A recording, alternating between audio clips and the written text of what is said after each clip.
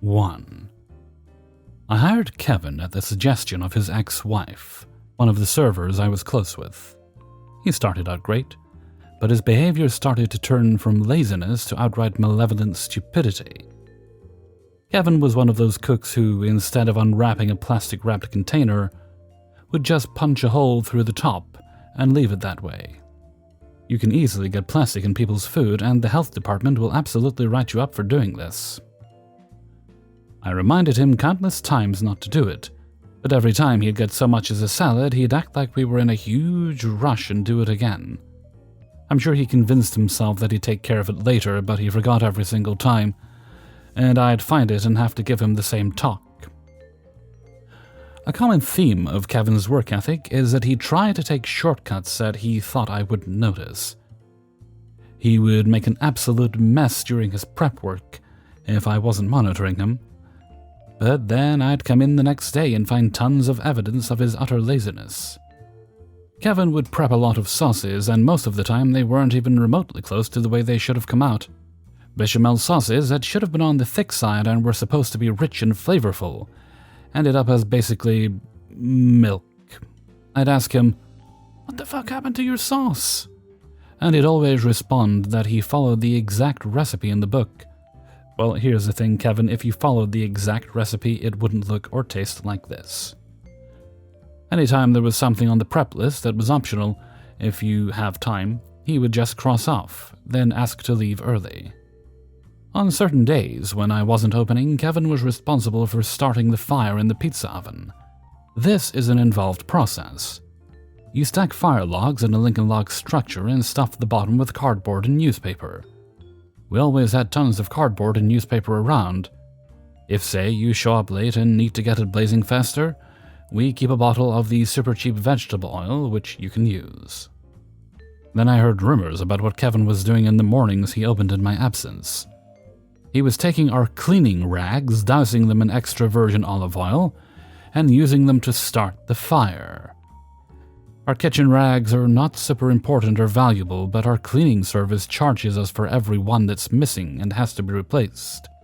Extra virgin olive oil is not only more expensive, but less effective at this particular application because of its low smoke point. It doesn't burn as hot. And on top of this, several people saw him do it and warned him that what he was doing was incredibly stupid.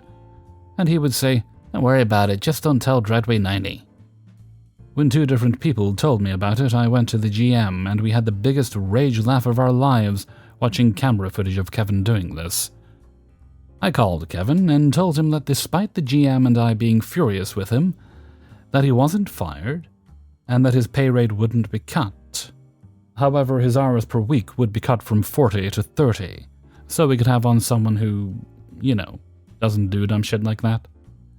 He whined and bitched, but he agreed. Until the next day. I had planned a nice day off with my mom, who was leaving the country for 2 weeks the day after. He informed me that he had no choice but to resign immediately so that he could find a better job.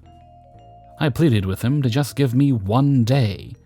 I tried to explain to him that not putting in your 2 weeks' notice is a really bad look. But he said, "It doesn't work that way. Most restaurants want you to start immediately." I left that job for a couple of years and they hired him back. He tried to do the rag thing again and got fired. 2. My husband and I own a small trucking company. He's still driving OTR until we get around 10 to 15 more drivers. I deal with dispatching, customer calls, payroll, and general calls and emails. We have 2 other office people that work from home. We currently have 8 drivers now. 6 of the drivers were people we've worked with from other companies. The other 2 were referred to us by another driver, Kevin's brother-in-law, Greg. We do not have contracts with certain companies, and all our loads come from a load board that anyone anywhere can view. If you own your own truck and trailer, you get 90% of the fee. If you rent from us, you get 75%, which is still a decent amount. The average load pays $2.50 to $5.50 a mile. The average is $3 to $3.75 a mile right now. Kevin has been working for us for about 5 months now during this time frame. He works 4 to 5 days at a time and goes home for about a week. He averages around $2,500 a week when he does work, but that's before expenses. After expenses, he brings home $1,200 and complains every single time. You underpaid me. I have proof. He never provides said proof and just gets his wife Karen to blow up our phones, leave bad reviews, etc. Every time we pay him, I have to provide literally 6 pages showing what he made and how everything was calculated.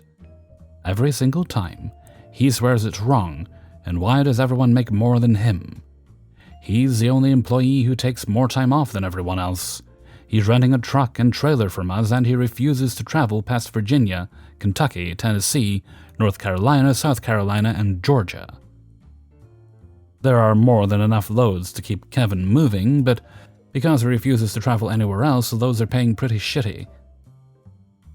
Kevin's wife Karen works from home for some call center. All she does all day is answer calls, email customers, and miscellaneous paperwork. Kevin's wife has convinced him that she can get him bigger paying loads than we can. She's using Uber Freight for loads, and finds her husband's loads, but they're to other states he refuses to go. A surprise, right? She asks Kevin why he won't go anywhere else, and he doesn't tell her why. Only Greg knows why, apparently, and will not tell anyone. I promise you it's juicy. They used to team drive for a couple of years until Greg came to work for us. We're a solo company, and it's only because our insurance company doesn't allow team drivers. But we're allowed to do rider policies, so? Kevin is still holding, refusing to budge for his wife, so she stops helping him and he's forced to come back to us. This lasted about 6 weeks, and he was losing even more money working on his own. Who would have thought it'd cost more? I mean, insurance, fuel, and maintenance isn't cheap. His wife has now stopped harassing us and leaving bad reviews. She's forced him to stop complaining about his pay. I guess Karen isn't so bad. Kevin has been back working for about 2 months now. His wife, Karen, has threatened to leave him if he doesn't get his shit together and work more than he has. She even told him that she wants to come on the road with him. What Kevin doesn't know is that Karen has already filled out her rider paperwork. It just needs poor Kevin to sign it and bring her up to the office with him for a background check.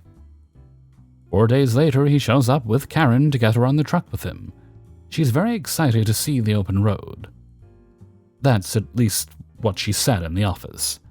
I gladly process the paperwork in hopes that maybe this gets his ass into gear. Karen calls Greg after they leave, asking him for advice about living on the truck. He's flustered and gives her the basics, and then hurried off the phone. Kevin is still in the office with me, and Greg calls him and just lays into him.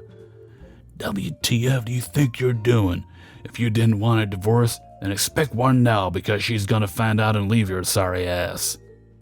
You need to come up with an excuse for why she needs to stay home, or you need to tell her now, because she's gonna make you travel wherever now. I'm fully intrigued after hearing this conversation. I've kind of figured what's going on. When my husband was a student, his trainer got fired for playing with lot lizards and refusing to pay them. I ask Kevin what's wrong, and he doesn't say anything. He's white as a ghost and storms off. I figured he'd either changed his mind about bringing Karen on the road, coming clean to Karen, or was going to church to repent whatever sins he's made in his marriage. Kevin's wife is extremely religious, so it wouldn't surprise me whatsoever. Apparently Kevin was still on board for taking Karen with him, and he's still sticking to his, I'm only willing to drive in these areas. 3. So this is going to be complicated with the amount of Kevins and Kevinas in this story. So with the exception of the dog, sheriff's deputy, and me, who's barely involved, I just saw all this from the sidelines. But pretty much everyone with dialogue is a Kevin in one way or another. Several years ago, I used to work in a colonial fort that was in the middle of a state park in New York State as a tour guide and a snack shack employee. On this day, as I come in, I walk into the main visitor center, which is like 100 yards from the fort itself. I come in and there's a beautiful husky dog walking around the gift shop. Oh, cool dog, whose is it? My coworker Kavina says, Oh, we just saw him wandering around the parking lot and didn't want him to get hit by a car, so we brought him in. It doesn't have any tag, so we're going to call the SPCA to see if they can pick him up. That seems reasonable enough. I pick up my tour group and give them their tour. Go back to see poor Tyson the dog is still there and still think nothing of it. I then change into the Snack Shack uniform and go do my shift there for a few more hours, till closing time. Our time was in the visitor center, so I had to go back in to punch out at the end of the day. When I come in, I see coworker Kavina and dog owner Kavina yelling at each other, with several coworkers and Deputy Dewey in between the two, trying to calm everything down. Arrest all these dog nappers, they took my poor Tyson. All I did was give him a much better home than you did. Please, ladies, remain calm. Let's figure this all out, okay? Says Deputy Dewey. So what unfolds is basically this. The SPCA refused to come and pick Tyson up, and Animal Control wouldn't arrive until after we closed. My coworkers, including coworker Kavina, were trying to figure out what to do with Tyson. They knew it belonged to someone, it was in very good health, and wore an expensive collar. No tags, though. They figured he just got out of his yard and wandered into the park. One of them volunteered to take him home for the night, figuring they could drive around town the next day looking for the owner, and if all else failed, take him to a shelter. Well, coworker Kavina had a much dumber idea. While the few other coworkers were busy with other stuff, a traveler, Kevin, was leaving and noticed Tyson and asked coworker Kavina about him. Oh, he must be a stray or something. We don't know what to do with him. Remember, they had decided one of them was going to take him with them. Well, that's too bad. We can take him back home with us. The camper has plenty of room for the pup. Great, I'll be glad to let you have him. Hope you enjoy your new dog. Before my coworkers knew it, coworker Kavina just gave this dog to people who weren't from the area. Also, these traveler Kevins were like, Man, someone must have lost a dog. Cool, it's ours now. No following up with the shelter, just a new dog. Shortly after, Tyson's owner shows up. Apparently, she goes to the park often and just lets him wander around with no tags or leash for hours at a time, as she wasn't at all concerned when she came in 8 hours after we had found him. After finding out what coworker Kavina did, she called the cops, and that's about where I came in. Now back to the program. She needs to be arrested for giving my dog away now. Ma'am, this is a civil matter, not a criminal one. I can write her an appearance ticket, but if I do that, I'll have to write you a ticket for violating the leash law for the county. Side note, I have no idea if the first part was true or if he was just trying to shut her up. Maybe he was a Kevin too. So anyways, she angrily leaves, and the next day we start seeing flyers around town with the dog's picture on it, and a Facebook group name. The group was basically her and her friends shitting on coworker Kavina, deservedly, and the rest of us not so much, and her plans to sue the fort. Finally, there was an update, and the dog was found in Kentucky, of all places. Traveler Kevins were from Kentucky and drove immediately back from New York, knowing this dog belonged to someone in the area. For you non-Americans or Americans who don't know geography, Kentucky is a pretty far drive away. Like over 500 miles or 800 kilometers to you freedom-hating metric users. Luckily, they did keep an eye on message boards, I guess, or something, and reached out. So, dog owner Kavina had to fly to Kentucky, due to them being retirees or something, that spend more of their time on the road than not to get there before they drove elsewhere. Then rent a car for 2 days to drive back home. The last post was something about suing all of us, which didn't happen to the fort, or me at least. Coworker Kavina was fired for causing all of these headaches at the fort. About a month's worth of angry phone calls and bad press in a small town. So I don't know if dog owner Kavina was able to sue her personally or not. So in the end, we have several Kevins. I just hope wherever Tyson is, he knows he's for sure smarter than these humans. 4. A couple of weeks ago, I had a reservation coming in an hour before the end of my shift, late shift until 11 p.m. It was a guaranteed, non-refundable reservation, but his credit card didn't work. Not really important, thought I'd mention it for context.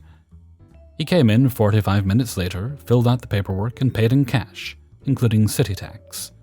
Standard procedure if credit card doesn't work. He and his family, wife and young-looking child, maybe 6 years old, went to their respective rooms and came back down, saying they didn't like their rooms, so I gave them free upgrades. Hotel was not booked out, and since it was pretty late, the rooms wouldn't have been sold anyway. Since it was the end of my shift anyways, and the night shift was in already, I showed them the way to their new rooms, because our dressing room and terminal to clock in and out was on the same floor anyways. They took one look at the rooms and said they don't like the way they looked. Old hotel, with Baroque-looking furniture, like it is seen on the very website you can book our hotel through, so they wanted to cancel. We went back to the reception, and on the way down I explained what he booked and what that entailed. Since his English wasn't the best and he didn't speak German, I showed him his reservation, after printing out an English version, where it clearly stated that his reservation was guaranteed, and if they want to cancel, they need to pay 100% of the room rate. Standard procedure for short-term reservations in every hotel as far as I know. He didn't understand, or want to understand, that a non-refundable reservation is non-refundable.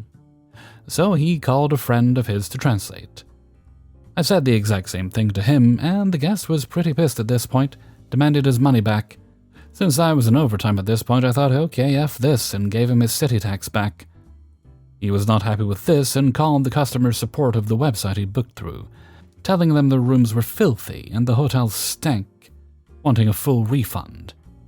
5 minutes later, we get a call from said booking website, asking if we can refund the reservation because of all the issues our hotel allegedly had. Customer support guy didn't seem to buy it either. Because we had a couple of guests from their website in our hotel and no one else complained. Long story short, the answer was still no.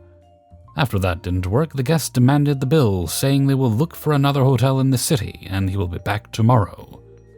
Most likely to complain about my treatment of him and to get his money back, or for us to pay his bill in the other hotel. Okay, you got it, boss. Gave him the bill for no-show rooms, thinking that was it.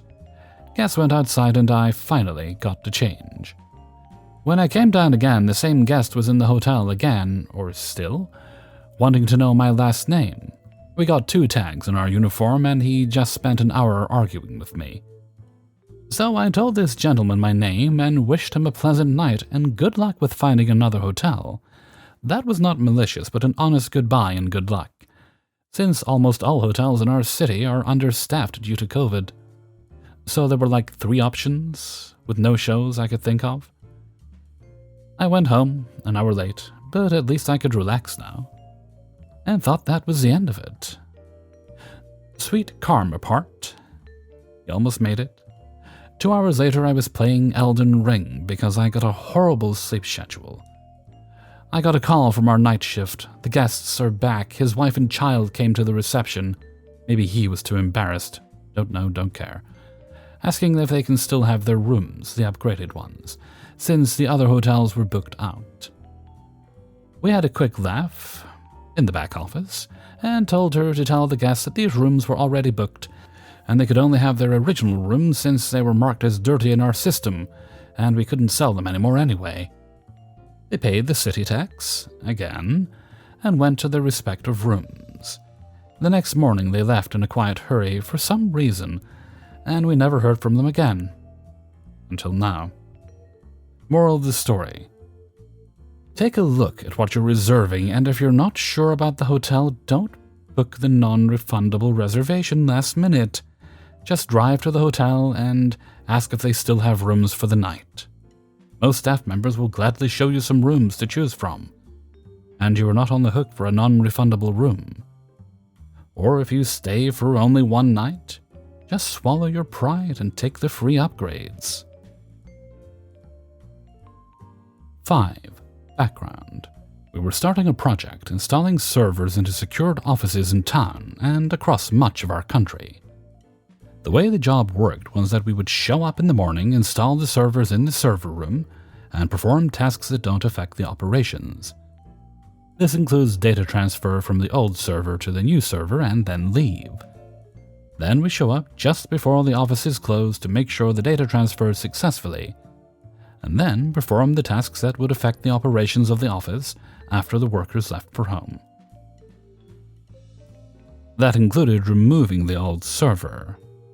Then we would return early in the morning and make sure the office was functioning normal, rinse and repeat Monday to Thursday, with Friday being the day we checked on Thursday's office before returning home. Story. Before we embarked on traveling to the offices, we reported to our home office. We noticed that Kevin had a habit of constantly showing up 5 minutes late. Our team traveled to our first remote office, an office that was practically next door to our home office. Mike instructed Kevin to move the mouse pointer to the bottom of the screen and right-click on the taskbar. Kevin had to be shown how to do a task that even the most technologically phobic office worker would be able to do easily. Later that night, Mike instructed Kevin to select a file name that started with the letter S. He had trouble because the Windows File Explorer window only had file names that started with the letter N. He literally had to be shown how to scroll down and find S. He failed the task most of us learned by the time we turned 6. The next week, Mike wanted to know how Marshall and Kevin would do on their own, so he paired Marshall with me and Kevin with Angel. Marshall was able to follow the instructions needed to do his job so easily that Paul decided he didn't need my help. Kevin was a different story. Angel was ready to tear her hair out trying to help Kevin with his servers. One time, Angel had to take a phone call and stepped outside to take it. Instead of following the directions, he followed Angel outside because he didn't know what to do next, despite having the directions printed. These are the same directions Marshall was easily able to follow, and were written so even the biggest fool could easily follow. However, Kevin proved to be a better fool. That Friday, both Marshall and Kevin were scheduled to show up to the offices they installed servers for the preceding Thursday. Kevin didn't know what office he was supposed to report to, despite being at that office the previous night. He called Angel, but she didn't answer because she doesn't answer her phone at 6 a.m. Then he called Marshall. Marshall couldn't help Kevin because Marshall was assigned to a different office and Marshall was driving. Then Kevin called me, asking where he was supposed to go. I had arrived at the home office by this time, so I gave him the correct address. Later that Friday, Mike announced to Marshall, Angel, and me that Kevin had been fired. It turned out that Kevin reported to his Wednesday office on Friday instead of his Thursday office. That's right, dear listener. Kevin reported to the wrong office, in the wrong city. I'm still baffled on how he was able to graduate from a technology college. Hey everybody, Hellfreezer here, and thank you very much for listening to A Cacophony of Kevins, Episode 6. And thank you very much to everybody who allowed me to use their stories in this video. Before you go, please do hit the like button, or press it, or boop it, and share the video with a friend or family member. Okay, let's see. This is, you know what, it doesn't matter what day it is. I don't even remember anyway. But it's the day of the week. One of those rare days of the week. So let's move right along to Hellfreezer's question of the day. And today's question is, if you could change one product currently out there, or one thing about it, what would it be and why? I have a personal preference, a personal gripe, I guess you could say, in that all drinks companies, or most of them anyway, at least in the UK, they began substituting sugar in their drinks for aspartame, which I am very sensitive to. I'm sensitive to most artificial sweeteners, but I'm not to stevia, which is a natural sweetener in place of sugar. And I wish they would all stop using the artificial sweeteners and use a combination of sugar and stevia, like some other drinks do, and it works very well. But I'd be curious to hear what your answers are, so do let me know what you think in a comment below. Okay, and with that, I'm going to head off for now. So until next time, thank you very much for listening, and take very good care of yourselves.